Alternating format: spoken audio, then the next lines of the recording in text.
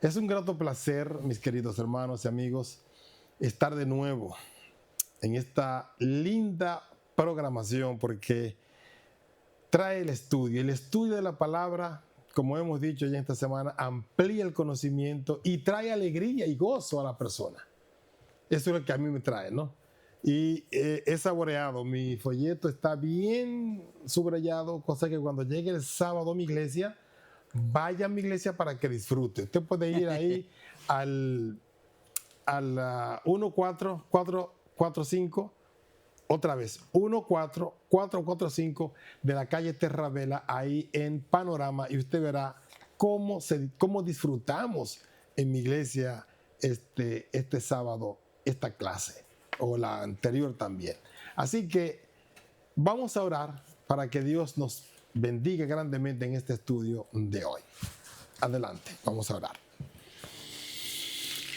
Amante Padre Celestial, gracias te damos por el privilegio que nos concede de estudiar tu palabra.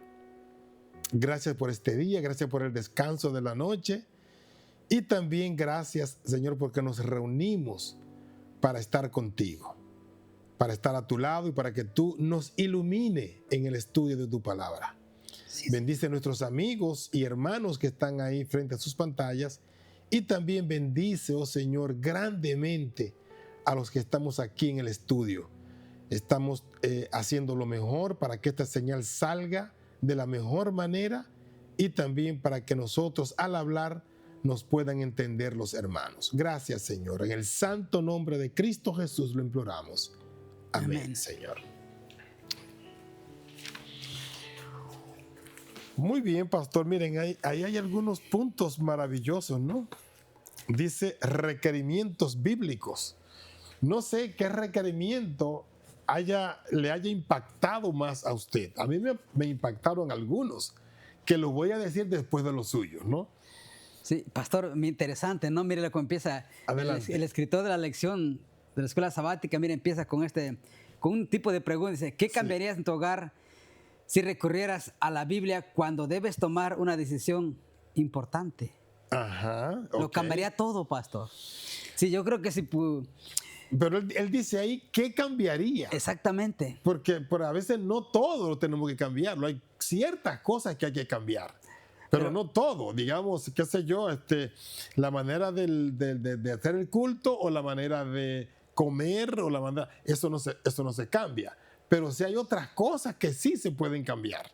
Yo creo que con la ayuda del Señor todo podemos cambiar, pastor. Todo con la ayuda de la palabra de Dios. O sea, ¿todas las personas o todas las cosas? Todas las personas sí necesitamos, ok. Pero hay una parte que, y es lo que yo me enfoqué. Nosotros tenemos que cambiar. A veces los padres, por ejemplo, en el hogar, tenemos una cosa que se llama supremacía, que la Biblia lo llama orgullo. O sea, yo soy aquí el mero mero y yo aquí hay que obedecerme y aquí hay que... Entonces grito, eso hay que cambiarlo. El orgullo hay que cambiarlo. Cosas específicas que Dios nos manda a cambiar para poder ser participante del área divina aquí en la tierra. Esas son las cosas que debemos cambiar. Y yo creo que hay que eliminar el orgullo y el actuar por cuenta propia también. Hay gente que actúan por cuenta propia. Pastor, pero la pregunta, y le sigues con la misma pregunta. Sí, adelante. El estudio dice enfrentar un problema conyugal o algún desafío. ¿Qué cambiaría en tu lugar de trabajo o tu iglesia si la Biblia se convirtiera realmente en la lente a través de la cual las personas vieran el mundo y decidieran vivir? Bueno, vivir conforme las Escrituras es lo ideal. Hay muchísimas personas que ya han entrado en un estado de divorcio, por un ejemplo. Conozco varias personas que están ya en un estado de divorcio precisamente porque no supieron hacer bien las cosas desde el principio. Entonces, un cristiano o una persona cristiana antes de casarse debe pasar por un proceso de estudio bíblico matrimonial. Y también, que eso lo hacen la Iglesia Católica, lo hacen también los pastores algunos. Y si ya es la persona casada y entra a la iglesia, también debe pasarse por ese estudio. Y ese estudio dice muchas cosas que cambian el pensamiento de la persona. Lo cambian. ¿Cómo lo cambian? A través de la palabra, Dios te da un conocimiento excepcional. Dios te dice, no hagas esto, haz esto para que te vaya bien. Bien, entonces uno tiene que hacer para que le vaya bien. Y ahí es realmente donde tenemos que seguir la palabra. Porque la palabra nos lleva a hacer siempre el bien, pastor. Claro, requerimientos bíblicos, ¿no, pastor? Así Cuán es. importante es si nosotros, antes de tomar decisiones, pidiéramos el consejo de la palabra. Consulta uno la palabra. Incluso antes de hacer planes. Así es. Planes a nivel personal, a nivel iglesia, cualquier proyecto que tengamos. Así es. Yo creo que primeramente deberíamos ir al consejo de la palabra, ¿no? Hasta construir una casa, construir algo en la vida de uno, debemos ir al consejo de la palabra. No al consejo de los hombres, al consejo de la palabra. Porque es lo que le digo, la palabra de Dios, la Biblia, tiene estrategias o consejos para todas las actividades que nosotros querramos tomar. Todas, la Biblia tiene un consejo. Y el mayor consejo que nos da la Biblia es en nuestra estructura cristiana, religiosa. Dios nos llena de mucho conocimiento y de mucha verdad. Qué lindo. En Juan capítulo 6, versículo 63, dijo el Señor, Jesús les dijo, la palabra que yo les he hablado son espíritu y son verdad. Así es. Qué linda la palabra, pastor. Es que el ambiente de Cristo siempre fue reflejar la verdad. Amén. Porque Él es la verdad. Y se declaró y fue la verdad por la razón de que la gente lo vio diferente. Todo mundo, incluyendo los dirigentes altos, vieron a Cristo como la persona totalmente diferente a cualquier otro profeta, a cualquier otro dirigente judío, a cualquier fariseo. ¿Por qué? Por la única razón de que hacía las cosas bien y hablaba bien. Y Cristo fue tan abierto que Él dijo lo siguiente: miren, si ustedes no me creen a mí como Mesías, por lo menos crean las obras que yo hago. Si las creen, eso hace la diferencia de un verdadero profeta o de un falso profeta. Y había muchos en torno en esos días a los fariseos. Muchos que decían que eran el Cristo, muchos que decían que eran el Mesías, pero no hacían ninguna obra de Mesías, ni nacieron en el día que el Mesías estaba profetizado para nacer. Tampoco hicieron las cosas que este Mesías hacía, que el Mesías estaba dispuesto para ser quebrantado. Dice Isaías todo. No hablaba contrario, o sea, no les reprendía de una manera fea a las personas. Trataba a los humanos con humanidad, con amor.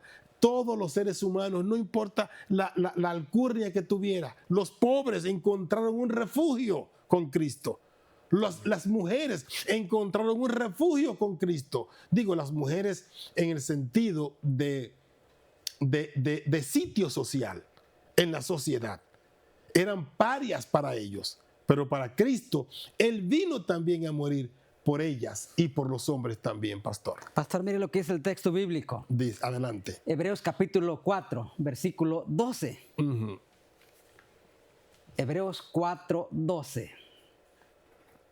Porque la palabra de Dios es viva. Así es. Y eficaz. Así es. Y más cortante que toda espada de dos filos. Así es.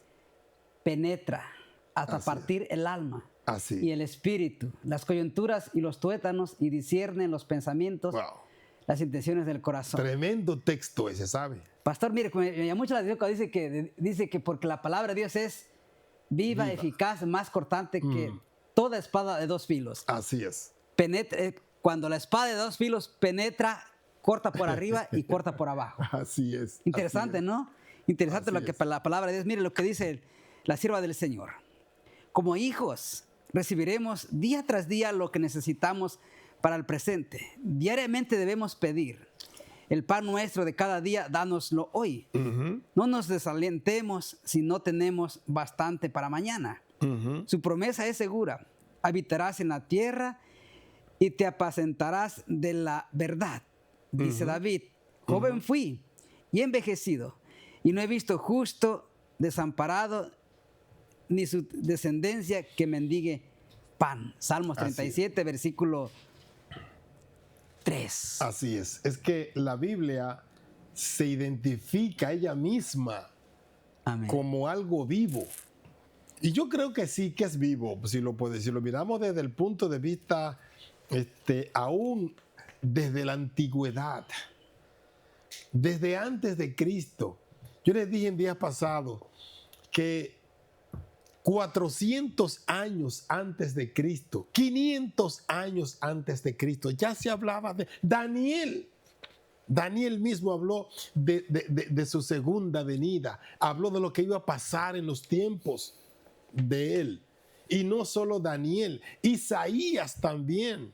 Ya habíamos hablado de él, de Jeremías, de Ezequiel, de tantos profetas que han hablado acerca del Mesías. Y hablemos todos los profetas menores también. O sea que tenemos una palabra que es viva y hasta el día de hoy, en el siglo XXI, cerca de más de 2000 años después de Cristo, la palabra de Dios sigue hablándose en todos los lugares, incluso en los lugares sociales. Lo menos que se hace es tener una oración, porque la palabra dice, orad en todo tiempo. Amén. Cuando voy a lugares sociales, siempre me llaman para que ore, o por la comida, o por el evento, o por lo que fuere.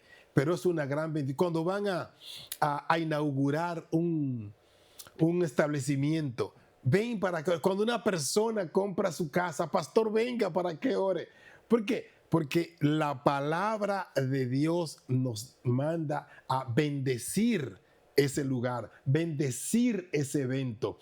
O sea que es una gran bendición, y lo que hace eso es que la Biblia transforma los individuos y también transforma a las personas. Incluso, fíjense qué lindo es, hasta cuando nace un niño, lo presentan al Señor para que el Señor bendiga a ese niño. O sea, que es en la palabra, y eso Cristo lo dijo, traed todos los niños, dejad que los niños vengan a mí, no se lo impidan.